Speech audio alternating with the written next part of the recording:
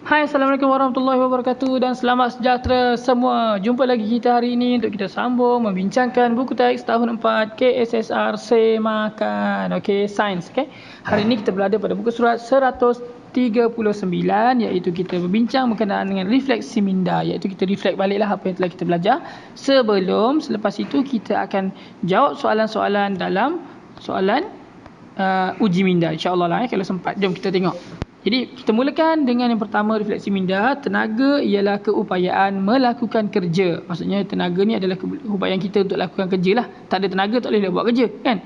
Sumber tenaga dikelaskan kepada dua, iaitu sumber tenaga boleh diperbarui dan sumber tenaga tidak boleh dibaharui. Okey, sumber tenaga yang boleh dibaharui adalah sumber tenaga yang boleh dijana secara berterusan.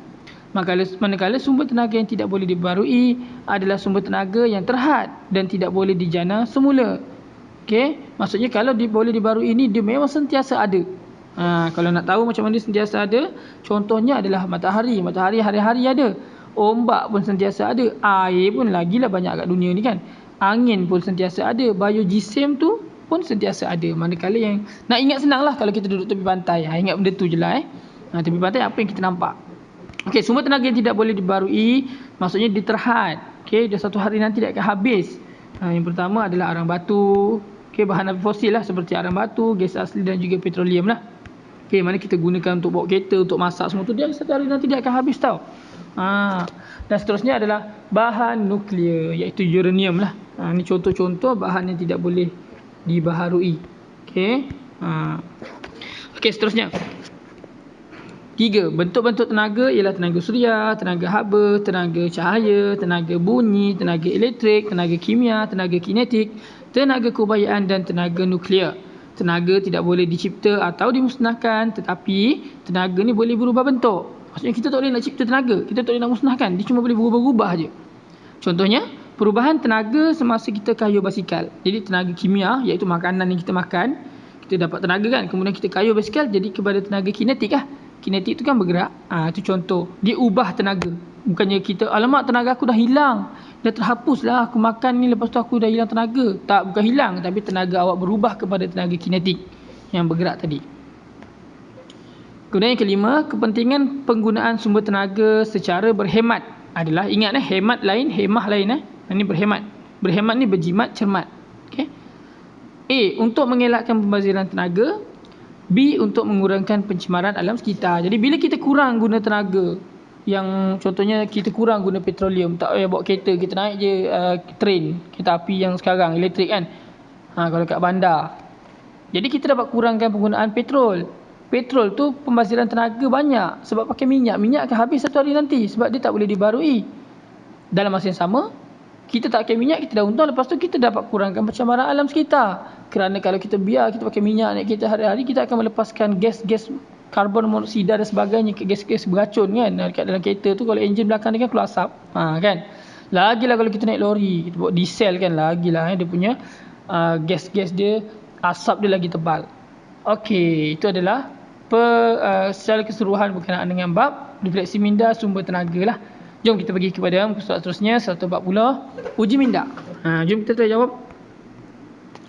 Okey, awak boleh jawab kalau awak rasa awak nak jawab, awak boleh buat kat dalam buku latihan awak, bergantung pada arahan cikgu-cikgu awak lah, ikut sekolah masing-masing lah.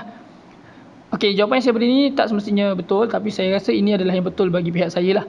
Okey, uji minda soalan pertama, jawab semua soalan yang berikut dalam buku latihan sains anda. Yang pertama, tenaga ialah apa? Untuk melakukan kerja.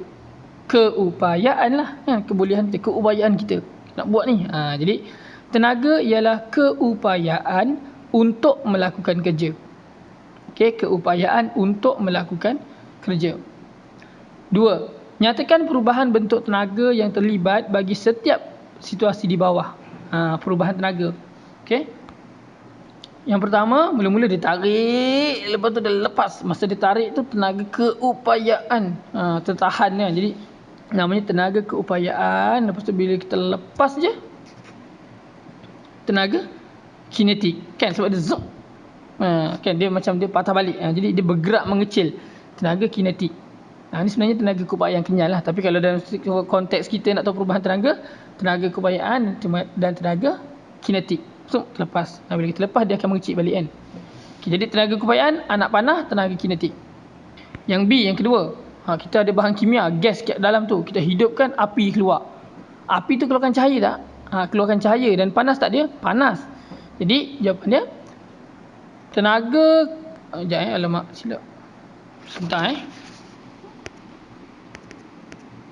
Okey, baik. Sorry. Okey, yang kedua B adalah tenaga kimia adalah gas tu kepada tenaga cahaya tambah haba. Saya ulang, tenaga kimia kepada tenaga cahaya tambah tenaga haba. Okey, yang C ni dekat plug kan. So tenaga elektrik kepada tenaga haba. Tenaga elektrik kepada tenaga haba. Dan yang keempat ni, kenapa di gambar plug tu ditunjuk? Sebab dia nak bagi tahu ni bukan bateri. Ni dia pakai plug. Jadi yang keempat tu tenaga elektrik kepada tenaga kinetik. Jadi semua kepada tu maksudnya buat anak panah lah semua. Okey, senang kan? Jangan lupa buat anak panah, jangan tulis kepada pula, tulis anak panah. Okey, yang nombor 3, jadual pengkelasan, letakkan jadual pengkelasan di bawah. Okey, yang pertama kita tengok. Sekali lagi. Sebenarnya saya punya storage dah nak habis ni. Sekejap Okey. Kita laju sikit. Okey, sumber tenaga, kita buat salin je balik sumber tenaga boleh dibarui dengan tak boleh dibarui, dan contohnya kat sini kita salin yang atas ni. Okey, salin je kotak ni atas ni. Yang nombor 2 ni semua ni salin ayat dia pun tak apa, tak payah lukis. Ni benda-benda ni tu untuk nombor 2. Kemudian nombor 3. Kemudian nombor 4. Okey, nombor 4 pula macam ni, kita baca.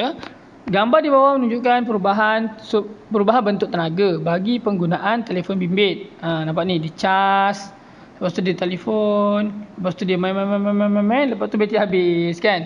Jadi soalan dia kat sini adalah A, apakah yang akan berlaku kepada tenaga elektrik ketika bateri telefon bimbit dicas? Apa akan berlaku? Apa yang berlaku? Perubahan tenaga. Apakah berlaku kepada tenaga elektrik? Tenaga elektrik, apa tu? Tenaga elektrik dimasukkan dalam bateri handphone kan. Bateri itu adalah kimia kan. Jadi tenaga elektrik bertukar kepada tenaga kimia. Okey, masa tengah cas tu tenaga elektrik bertukar kepada tenaga kimia.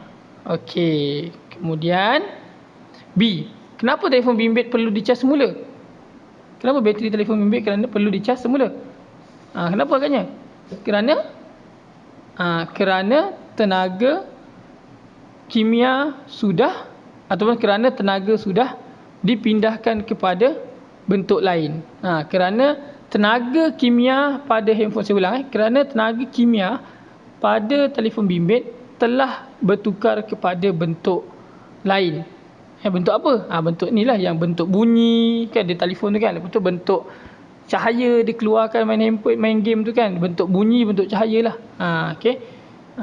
Jadi tenaga kimia yang terhasil tu telah berubah kepada tenaga bunyi dan tenaga cahaya. Jadi tenaganya dah habis. Jadi kenapa perlu dicas semula? Kerana tenaga kimia pada bateri telah berubah kepada tenaga bunyi dan tenaga cahaya. Okey. Nak ringkas ayat dia, tulis je. Kerana tenaga kimia telah berubah kepada tenaga bunyi dan tenaga cahaya. Tu simple lah, buat macam tu je. C, apakah yang dapat kamu rumuskan tentang tenaga dalam situasi di atas? Tenaga, jawapan dia, tenaga boleh berubah daripada satu bentuk kepada bentuk yang lain. Okey. Kalau orang yang tak tahu ni, dia salah jawab. Dia akan cakap tenaga boleh habis. Alah, tenaga tak boleh habiskan. Tenaga cuma boleh berubah bentuk saja. Jadi soalan ni sebenarnya dia nak awak faham konsep tenaga bukan habis, tetapi tenaga dah berubah kepada bentuk lain. Okey. Jadi apa yang dapat kamu rumuskan? Jawapan dia, tenaga boleh berubah daripada satu bentuk kepada bentuk yang lain. Okey. Seterusnya nombor 5.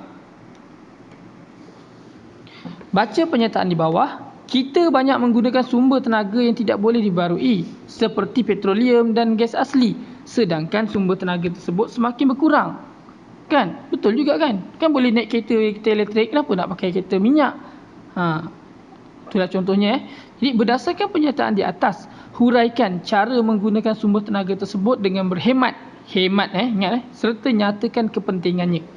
Okey, sebenarnya saya nak beritahu lah, kenapa kita masih gunakan minyak, kenapa kita tak gunakan elektrik. Mungkin sebab dia punya performance, dia punya keadaan. Kalau kita guna minyak tu mungkin tak boleh laju sangat ke, atau susah ke, atau guna cahaya matahari nak kena tunggu ada cahaya matahari ke, atau macam mana ke kan.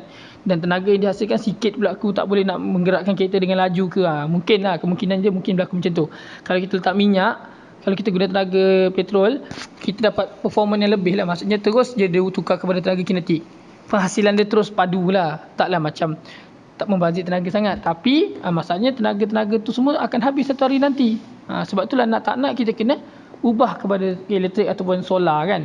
Jadi kat sini dia kata huraikan cara menggunakan sumber tenaga secara berhemat dan nyatakan kepentingannya.